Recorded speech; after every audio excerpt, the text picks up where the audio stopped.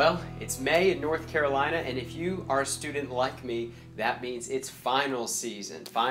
And for me, I've got a massive cumulative final that I just took this week. Now, I know you're probably in a similar boat, and so I want to just take a minute to give you a couple of tips here on how you can prepare to take a cumulative exam. It's a hard word to say, and it becomes hard to study for sometimes, but we want to give you a couple of easy tips that are going to help you make the most of your study time for a cumulative final. So, first of all, what we want to say is make your own review sheet. Now, I've got a couple of pages here of what were my review sheet for the final that I took last night, and these were my original notes. Okay, these are my original handwritten notes. This is not entirely full, but basically I've got one binder here that's a 3-subject spiral notebook that was entirely full, plus about half of a second one, and a couple of loose leaf sheets of paper. Now, we don't want to study from that. That's a ton of material.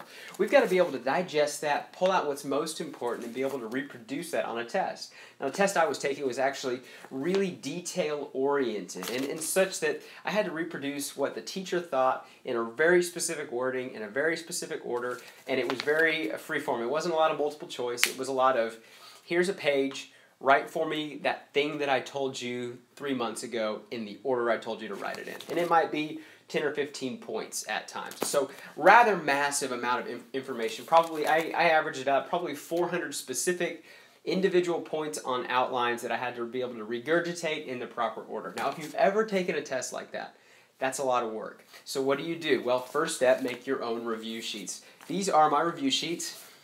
Pretty simple, just pieces of white paper where I have essentially just reproduced material from my notes in the order that I need them from.